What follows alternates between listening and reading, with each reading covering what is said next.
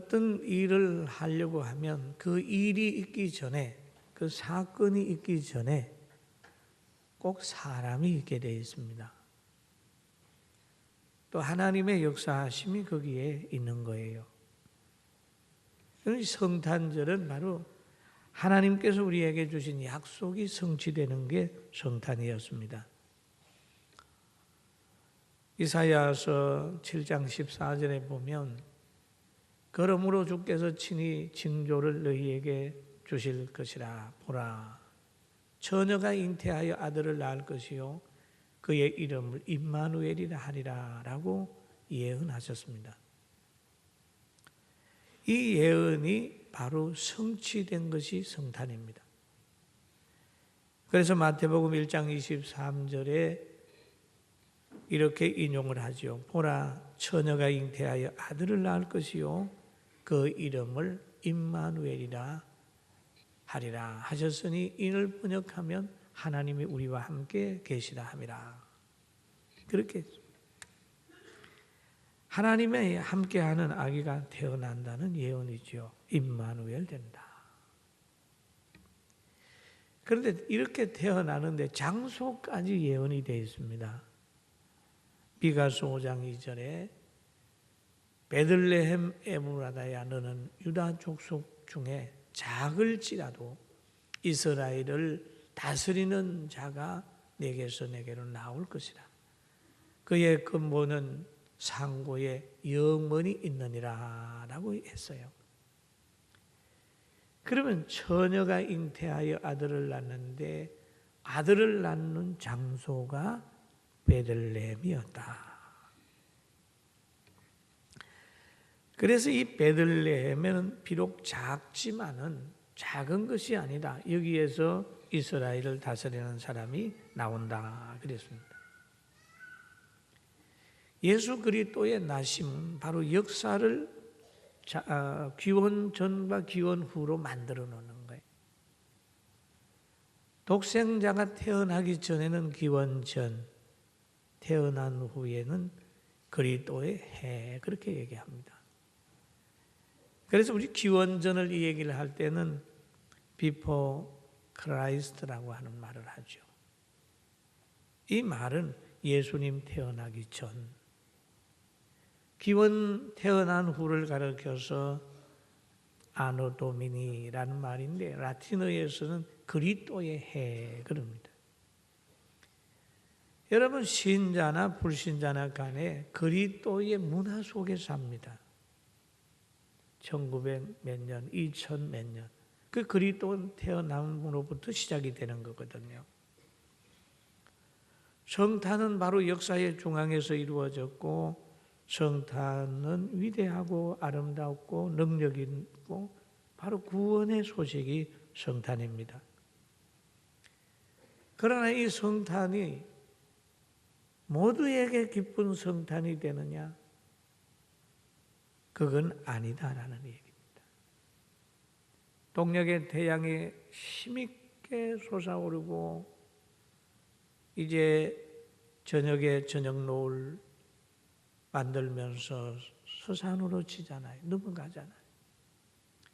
그런데 그 밝음을 모든 사람이 체험을 합니까? 아니잖아요. 시각에 장애가 있다면 아무리 밝음이 있다 할지라도 누리지 못합니다. 또 굴에 들어가 있든지 그물 속에서 깜깜한 곳에 있는 사람들은 그의 환함과 밝음을 체험하지 못하는 거예요. 그리스도께서 이 땅에 오셨을 때에 기뻐함을 입은 사람이 있고 기뻐함을 입지 못한 사람이 있습니다. 누가복음 2장 14절에 보니까 지극히 높은 곳에서는 하나님께 영광이요 땅에서는 하나님이 기뻐하신 사람들 중에 평화로다 하니라. 그러면 기뻐하신 사람 중에 평화로다. 그럼 기뻐 안 하는 사람은 평화가 없겠지요. 여러분, 사람들 중에 하나님이 기뻐하는 사람이 있고 하나님이 기뻐하지 않는 사람이 있습니다. 하나님이 기뻐하는 사람은 누굴까요? 예수 그리스도를 나의 구주로 믿는 사람을 하나님이 기뻐하세요. 기뻐하는 사람의 반열이 어디입니까? 여러분과 제가 지금 예배 드리고 있잖아요. 이 자리가 하나님 기뻐하는 자리입니다. 할렐루야. 우리가 하나님의 말씀을 듣고 아멘 하잖아요. 그 자리가, 그 사람이 바로 하나님이 기뻐하는 사람입니다. 그런데 성탄절에 하나님이 기뻐하지 않는 사람이 있었습니다. 바로 어떤 사람일까요? 헤롯입니다. 헤롯은 동방박사들을 통하여 예수 그리스도가 태어났다는 소리를 듣고 그들에게 거짓말을 해서까지 예수님을 만나고 싶어 했던 사람이 헤롯입니다. 너희가 가서 예수님을 찾거든 나에게 좀 얘기해라. 그러면 나도 가서 경배할 수 있도록 해라. 그랬습니다. 그러나 동방박사들이 경배하고 갈 때 하나님께서 계시하십니다. 헤롯에게 가지 마라. 이래서 동방박사들은 딴 길로 가버렸어요. 헤롯은 예수님을 만나려고 했지만은 만날 수가 없었습니다. 헤롯은 또 다른 사람 불러서 예수님이 어디서 태어났느냐 라고 하니까 성경을 연구하는 사람들이 베들레헴에서 태어난다고 하는 말을 하니까 그거를 듣고 베들레헴에 있는 2살 이하 남자아이들을 다 죽였습니다. 베들레헴에 있는 사람들은 통곡을 하는 거예요. 왜냐하면 왕으로 인하여 자녀들이 죽임을 당했기 때문입니다. 그러면 하나님이 기뻐하는 사람은 영광을 얻고 축복을 받지만은 악인들은 성탄은 불행한 성탄이 되는 거죠. 어둠의 권세를 가진 사람은 불행하게 되는 성탄이에요. 우리나라도 보면은 저 2년 만에 전방 고지에 십자가 불이 밝혀졌다. 그 소식이 있죠. 얼마나 다행스러운 일입니까? 그런데 이것을 보고 염려하는 분들이 있어요. 괜히 북한 자극해서 저 미사일이라도 날라오면 어떻게 하나 염려합니다. 여러분 염려할 거 없어요. 우리가 신앙생활 하는데 주권 국가로서의 지붕에다 십자가를 세우든지 어디에 성탄을 알리기 위해서 세우는 것이 두려울 것이 없습니다. 다행스러운 일인 줄 알고 오히려 그거 받고 자극받으면 헤롯 같은 사람이 되니까 우리 헤롯이 건너서 베들레헴 못 찾을 이유는 없잖아요. 할렐루야. 아멘. 당당하게 신앙생활 하는 거죠. 옆 사람 잠 깨운다고 해서 새벽송 못 돌 이유 없지 않습니까? 다 예수 그리스도 나신 것을 알려야 돼요. 성경의 인물 속에 보면 노아라고 하는 분이 계셔요. 노아 때를 보면 많은 사람이 타락을 했습니다. 창세기 6장 5절에서 7절 보면 여호와께서 사람의 죄악이 세상에 가득함과 그의 마음으로 생각하는 모든 계획이 항상 악할 뿐임을 보시고 땅 위에 사람 지으셨음을 한탄하사 마음에 근심하시고 이르시되 내가 창조한 사람을 내가 지면에서 쓸어버리리라. 버리되 사람으로부터 가축과 기는 것과 공중의 새까지 그러하리니 이는 내가 그것들을 지었음을 한탄함이니라 하시니라. 여러분, 사람이 저주를 받으면 짐승까지 저주를 받습니다. 사람이 잘못되면 자연까지 흉년을 갖다 놓는 거예요. 사람이 타락하게 되면 사람이 가는 곳곳마다 가시와 웅큼기를 냅니다.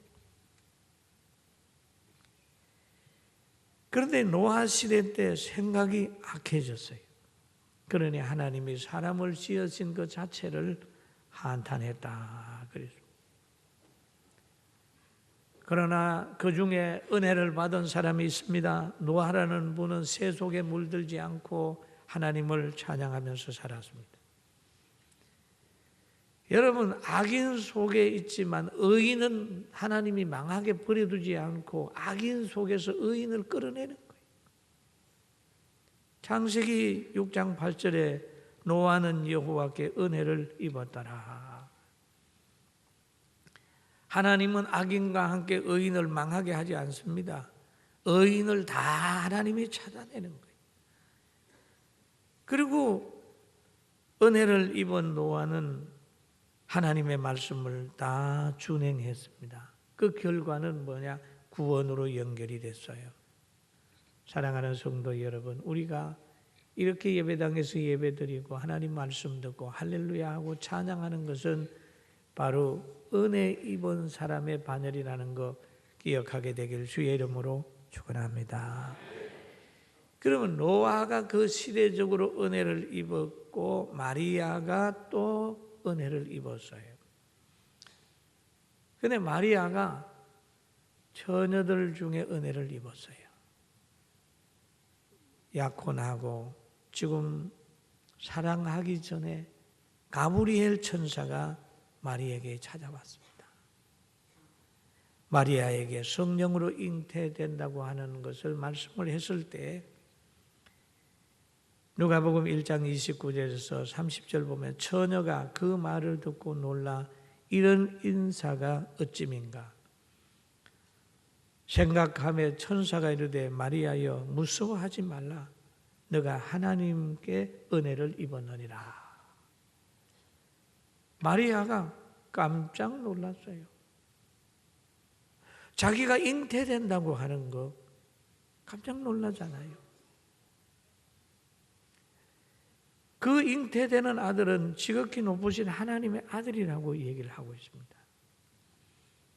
이 말을 들은 마리아는 누가복음 1장 34절에 이렇게 대답하죠. 마리아가 천사에게 말하되 나는 남자를 알지 못하니 어찌 이 일이 있으리까?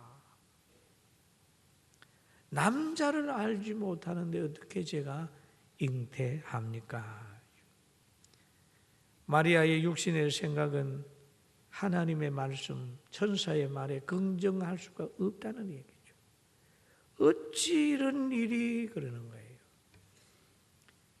여러분, 우리가 말씀을 듣다가 보면 어찌 그런 일이 있을 수 있을까요? 기도받고 병 났다고 그러면 약도 안 먹었는데 어찌 기도하면 병이 날까요? 복 받을 그릇도 안 된 것 같은데 하나님께서 저에게 복 주시겠어요? 내가 몇 년 동안 고생했는데 하나님이 그렇게 하실 수 있을까요? 뭐 이렇게 긍정하지 못할 때가 있습니다. 그러나 하나님의 말씀을 마리아는 믿었어요. 아, 하나님이 하시면 하시겠구나. 하나님이 하시면 하시지. 라고 하는 믿음을 가지는 거예요. 자기를 부인하는, 자기 생각을 뒤로 하고 하나님 말씀에 우선을 두는 거예요. 그래서 마리아가 천사의 말을 듣고 나서 누가복음 1장 38절에 이런 결론을 내립니다. 마리아가 같이 한번 읽어봅니다. 마리아가 이르되 주의 여종이 오니 말씀대로 내게 이루어지이다 하매 천사가 떠나가니라. 아멘. 말씀대로 내게 이루어지이다. 자기 부인하는 거지요. 그러면 여기에는 율법으로 생각을 하면 말씀대로 이루어지면 처녀가 아기를 가지게 되면 율법에서는 불행한 여자라고 정죄되는 거예요. 왜냐하면 율법은 신비적인 것이 없잖아요. 또 말씀대로 이루어지게 되면 자기 남편하고 관계에 문제가 올 수 있는 거예요. 그럼에도 마리아는 허락했습니다. 말씀대로 이루어지이다. 말씀대로 이루어져서 마리아가 아기를 가졌어요. 그런데 아기를 가진 상태에서 요셉에게 나타난 거예요. 여러분 어떨까요? 우리 교회 남자분들 약혼한 처녀가 갑자기 아기를 가져가지고 뒤뚱대면 나오면 할렐루야 그러겠어요? 깜짝 놀라겠어요? 뭐 성질 급한 사람은 뭐 이런 여자가 있어? 머리는 안 잡겠지만은 당황할 거라고요. 그래서 요셉이 대단히 당황했습니다. 그래서 성경에 보면 요셉은 의로운 사람이라는 표현을 하고 있어요. 마태복음 1장 24절에 보면 요셉이 잠에서 깨어 일어나 주의 사자의 분부대로 행하여 그 아내를 데려왔으니 아들을 낳기까지 동침하지 아니하더니 나음의 이름을 예수라 하니라 라고 했습니다. 요셉에게도 갈등이 시작돼 어찌하여 이런 일이 있을 수 있을까 고민하며 가만히 끊고자 할 때에 하나님께서 계시하셔서 그 요셉에게도 그 궁금증을 풀어줬단 말이에요. 마리아도 말씀대로 요셉도 하나님의 말씀대로 했더니 영적으로 성공하는 사람이 되고 성탄의 길목에서 승리하는 사람이 됐어요. 할렐루야. 우리도 어려운 문제가 오게 될 때에 어떤 상담자를 찾아간다 세속의 방법으로 해결하려고 하면 해결할 길이 없습니다. 하나님의 말씀으로 성경 말씀을 읽어서 선지자와 사도들을 통해서 성령으로 계시하신 말씀 속에 들어가야 가정이 회복이 됩니다. 개인도 회복이 됩니다. 세상을 보는 시각도 바르게 될 수 있습니다. 그래서 오늘 성경에 보면 성탄의 기뻐함을 입은 분들 보면 항상 그 문제를 복음으로 풀어나갔습니다. 계시라고 하는 것은 숨겨져 있는 거예요. 예수 그리스도가 하나님의 아들이라고 하는 사실을 정혼이라고 하는 곳에 숨겨버렸습니다. 누가 봐도 요셉의 아들이 정혼한 마리아에게 잉태하게 했기 때문입니다. 숨겨졌어요. 그리고 요셉에게도 하나님 말씀하실 때 공개적이 아니라 개인적으로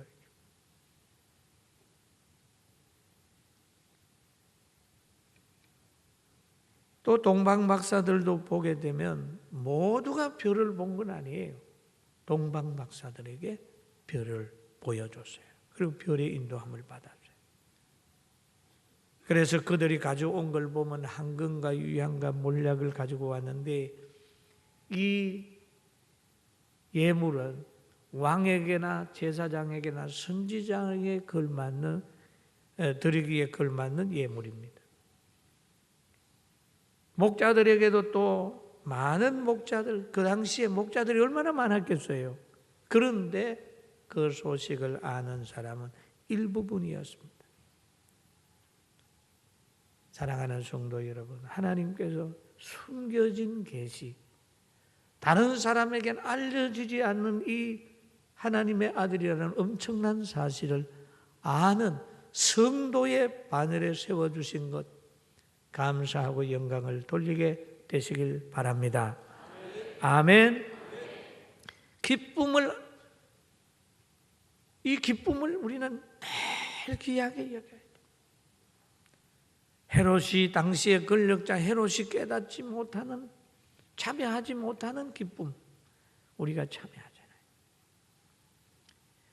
그리고 이 성탄은 하나님의 사랑이 임하는 사건입니다. 하나님이 요한복음 3장 16절에 하나님이 세상을 이처럼 사랑하사 독생자를 주셨으니 이는 그를 믿는 자마다 멸망치 않고 영생을 얻게 하려 하심이라.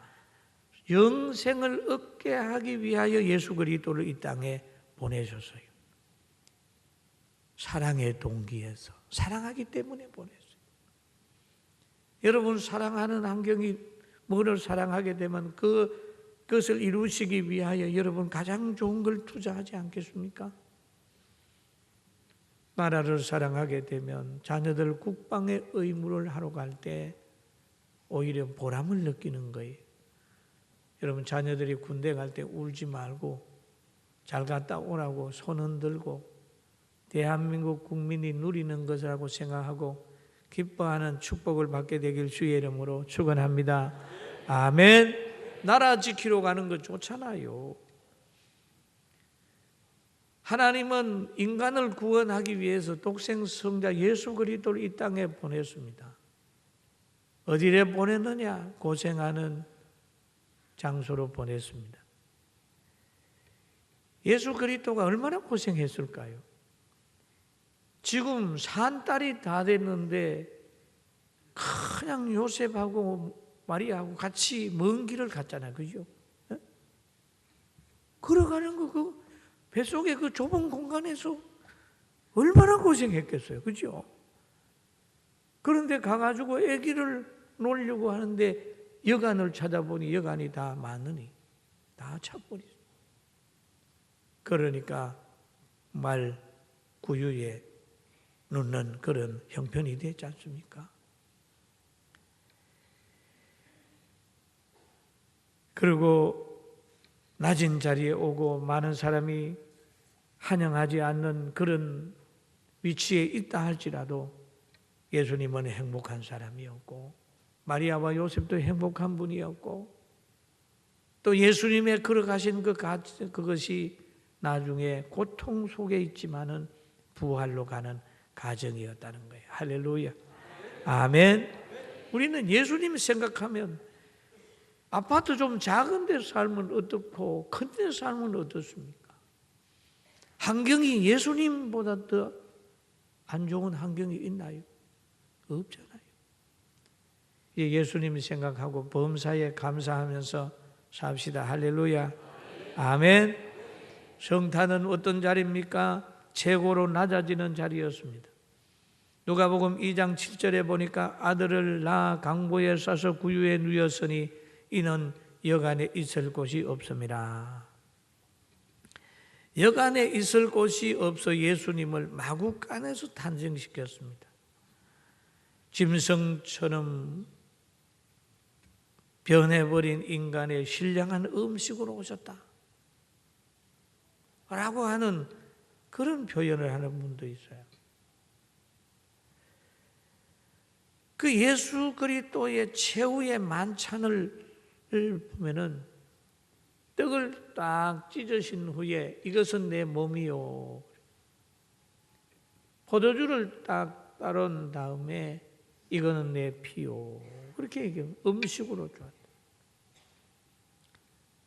정말 말구이에 구유에 누였다는 것은 참 그런 것을 한번 생각해 보게 하는 사건입니다. 이번 성탄의 기쁨 또 성탄 예배를 드리면서 새벽송을 돌면서 또 성탄을 맞이하면서 동방박사나 목자들처럼 기뻐하고 하나님께 영광을 돌리게 되기를 주님의 이름으로 축원합니다. 축원합니다. 성탄이 오기까지의 수고한 이들 그분들이 누리는 거 대단히 많죠. 성탄이 왔을 때 권력자들 오히려 예수님 박해하고 죽이려고 하다가 인생을 망쳐버렸습니다. 사랑하는 성도 여러분, 이번 성탄에는 우리 모두가 예수님 정신 닮아서 낮아지고 성김과 사랑을 실천하고 그리고 이웃에 힘든 사람이 있으면 도와주고, 또 이번에 우리 성탄절에 예물을 다 모아가지고 이 공장 지역에 외국에서 오셔서 열심히 일하는 그분들이 무료 진료소 하는데 할 수 있도록 그 기틀을 다 마련하고, 이번에 임명받은 분들 함께 2012년도처럼 원래처럼 열심히 하고 이 자리가 꽉 채워지고 하나님이 주시는 복을 체험하는 그런 축복을 함께 받아가기를 주님의 이름으로 축원합니다.